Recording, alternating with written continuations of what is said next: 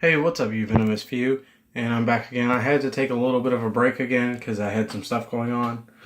And yeah, I promised you guys a deck profile today, and I'm here to deliver it on that promise. But once again, my name is Venomous Lord, and if you would like to join my Venomous Army, don't be afraid to like, comment, subscribe, and make sure when you subscribe to click the little notification bell right next to the subscribe button so you can always stay up to date on my content when it comes out. Be sure to smash, crumble, and crush that like button like no one's ever had before. Today we're going to do a deck profile on one of the decks that I built recently over and over and over again. And that deck is a deck that I got really excited about because it was really good. And I have fairly play tested it, but you know, some things can change, but as it looks right now, I think I have about the best build if you want to go for a more dynamic play instead of playing slower. So let's get right into it. And today we're going to be discussing first the Lair of Darkness deck. Lair of Darkness is exciting in general.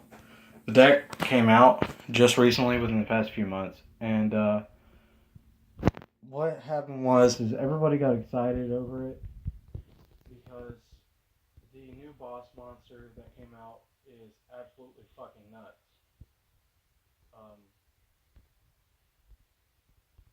What happened when it came out is that everybody was trying to make decks for it,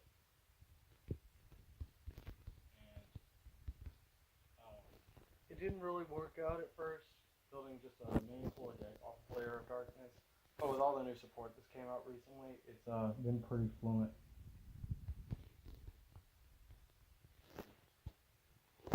And this is just my build. You can work on it however you'd like. But this is just the way I built the deck because it works in my play style. I like playing now. I want to be able to win as soon as possible because I don't want to give my opponent opportunities for any type of comeback, any type of negate setup, any type of big monsters. So I want to win now. So let's go ahead and get started on the deck. First off, your heart and soul of the deck in the monster form, Darkest Diablos, Lord of the Lair. And I did a much shorter video talking about him in depth, but generically speaking, he can't be targeted by card effects. He can't be kaiju'd, which is a big thing. He's a level 8 dark type monster, so he's targets for trade-in and Allure of Darkness for draw. He's also a 3000 attack beat stick that can allow you to tribute your opponent's monsters if you're playing Lair of Darkness out the field at the time. If not, you contribute your monsters, put shit from their hand into the deck on top or bottom. Also, if you tribute a monster, you get to special summon him from the graveyard or the hand. So that's by effect or by summoning. So with this deck, you might see some kind of resurgence of normal summoning as far as tributing. So we might be going back to 2004 format, God forbid. Next thing we're going to talk about is we're going to play 3 Lilith, Lady of Lament. And she's a 2000 attack, 0 defense, normal fiend type monster, which is fucking nuts. You never see a level 3, much less 2000 attack monster. Now, if you normal summon her instead of summoning her off of like Tour Guide or Monster Reborn or anything, her attack does go down to 1000. But if you have Lair of Darkness on the field, you contribute your opponent's monster. If not, you contribute her or another one of your monsters. And you get to pick 3 normal trap cards out of your deck. And they can be 3 of the same one, or 3 different ones, or 2 of the same. You get the point. And you can allow your opponent to pick one of them randomly and set it to your field directly from your deck and shuffle the other 2 back into the deck. So that gets you access to your virus cards. If you want to play the Ring of Destruction build with the Fang of Caridius, if you want to play Mirror Force, you want to play Torrential Tribute, there's so many options that you have for her. And next thing we're going to play is we're going to play 3 Arima, the Wicked Warden. He's a level 4, which is great right off the bat, and he's a dark monster, so he's an Allure of Darkness target. He's also a rank 4 fodder, and he's a 1700 attack monster, so he's pretty decent. And let me just wipe off my camera a little bit. Alright, and his ability is, once again, you contribute your opponent's monster if there's Lair of Darkness on the field. If not, you contribute him or another one of your monsters to gain this effect, where you can draw a card. But if you tribute a monster other than him, essentially you can add your main boss monster, Darkest Diablos, from your deck to your hand. So he's a free reinforcement of the army for Diablos.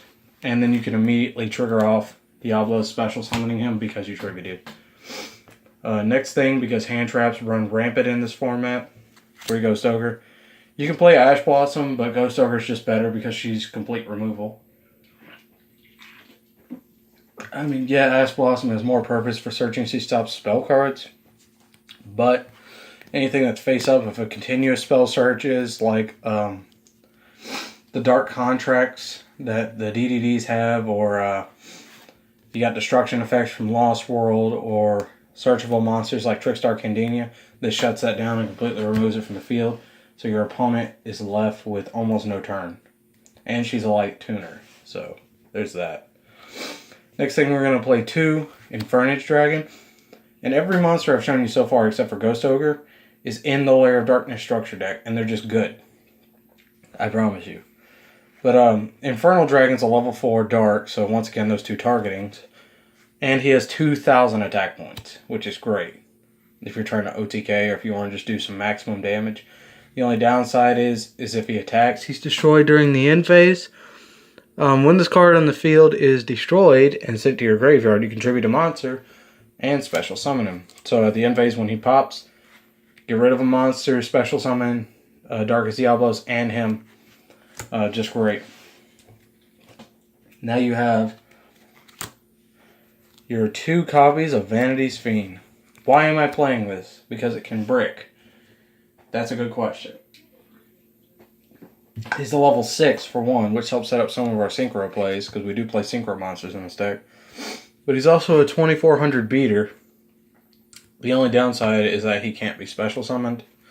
So you do have to burn a normal summon, but tributing's not bad in this deck, made evident by Darkest Diablos and Lilith and Arima and Infernal Dragon. But this guy right here prevents your opponent from special summoning. And you as well. But by the time you have played him, hopefully you've done all your special summoning and you're just going into lock mode. Shut down your opponent. So your virus cards will have more of an effect. Next one, you're going to play 2 copies of Duke Sade, the Sinister Shadow Lord. 500 attack, 2000 defense. He's just got a nice booty, but the thing is however many monsters you use to tribute summon him is how much advantage you get into it. Because you can tribute your opponent's monsters due to delay or darkness to special summon him, which is great.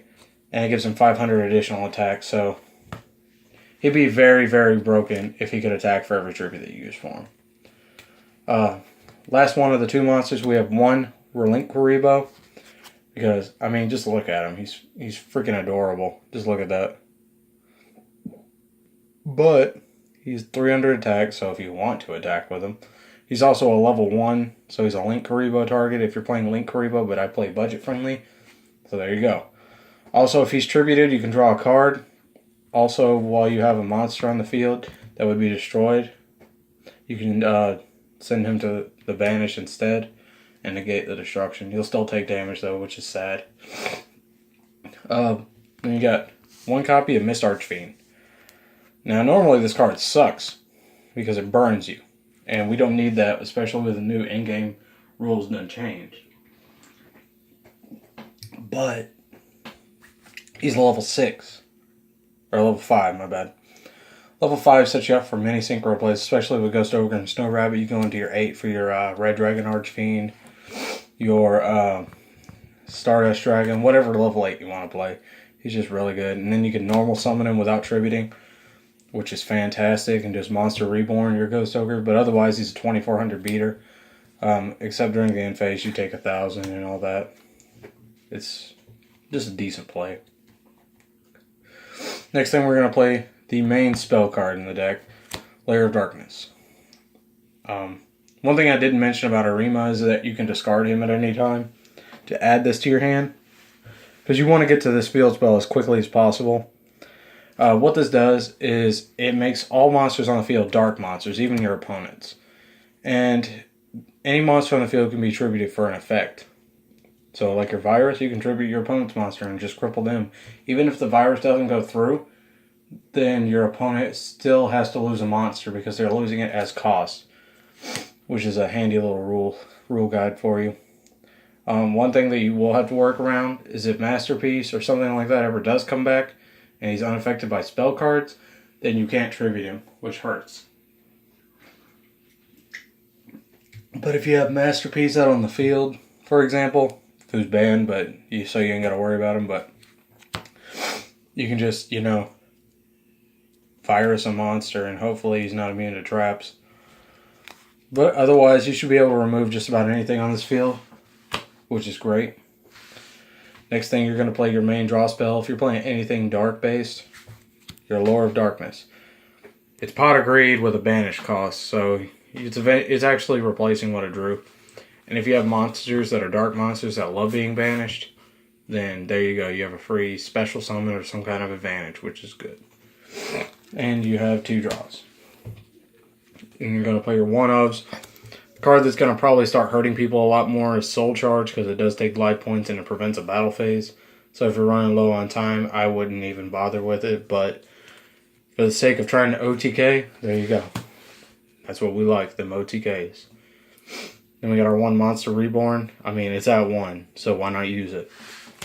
Respawn a monster. Get your 2 board wipes, Raigeki Dark Hole, because you want to be able to clear your opponent's monsters, and in some cases you want your monsters in the graveyard, which sounds crazy, but it sometimes is necessary. Your Upstart Goblin, so you can play with 39 cards. Your Monster Gate, because it does cause for a tribute, which could trigger off some monster effects. And then it also allows you to put stuff in the graveyard and then hit off a monster, other than a Vanity's Fiend usually. It sucks when you do it and you pop into a Ghost Ogre or a Rolling Kuriboh, but it works just about every other time. And then we're going to move on to traps. We're playing 3 copies of Mind Crush. Now you're thinking, oh, this is an expensive card? No, this also came in the Lair of Darkness structure deck. And this deck has so many uses. You can play it in just about any deck. And some decks that it works really effective in, especially, is Dark World. Because you're using your viruses to gain advantage on knowing what your opponent has in their hand. So Mind Crush will go through 9 times out of 10. But the one time that it doesn't go through, you get to discard a card at random. Which sucks if you're playing the Lair of Darkness build like I am now.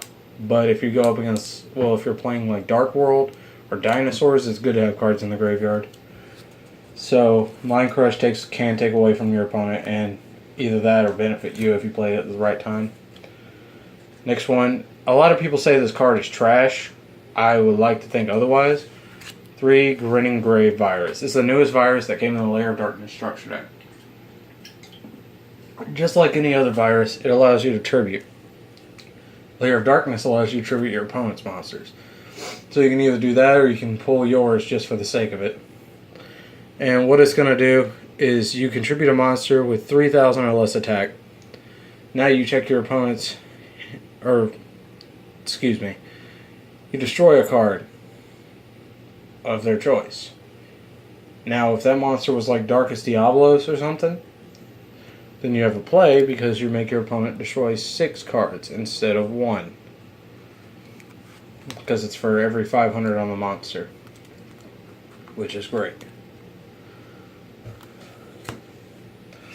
Next thing, we're going to play 2 copies of Full Force Virus, the better version of the virus. You got a monster with 2,000 or more defense, which is going to be Darkest Diablos in just about every case. You can check your opponent's hand field and all monsters they control, and their draws for like the next 3 turns, and pop everything with 1,500 or less defense. Yeah, there's so many viruses you get confused on them sometimes. And then the one virus that's limited 1 for a reason, we're going to play Eradicator Epidemic Virus. You don't get it in this version in the Lair of Darkness structure deck, but I pulled mine out of Legendary Collection Kaiba, and I'm pretty happy about it.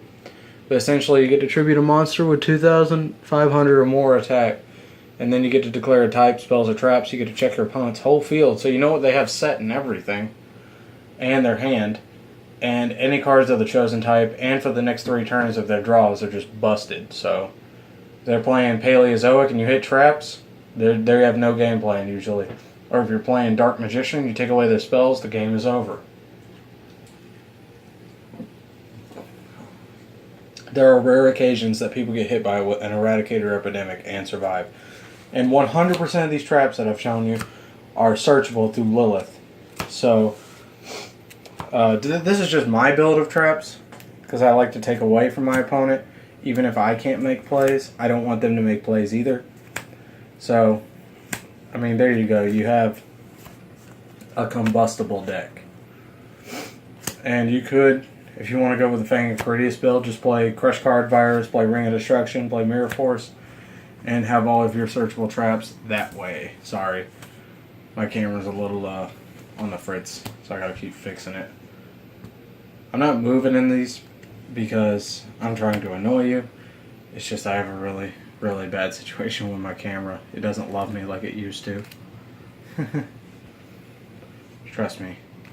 I treat everything I care about with love and respect, and I'm just going to move on to the extra deck once I'm done with this. But this deck is fantastic. I love it to bits. So, I would recommend go getting 3 copies of the Lair Dark Structure deck, but there's also so many more cards you can use for it. Like the Monster Gate, the Ghost Ogres, just about anything. So we're going to move on to the extra deck. First thing, I'm going to play 1 copy of Grinosaurus, just because he's able to be hit by Lilith, and you can burn your opponent a little bit, which is very good in this new rule change format. Next thing we're going to do is we're going to play number 34, Terabyte, which allows you to take your opponent's monsters and tribute them if you don't have a Lair of Darkness on the field. Also, he's a 2900 defense wall.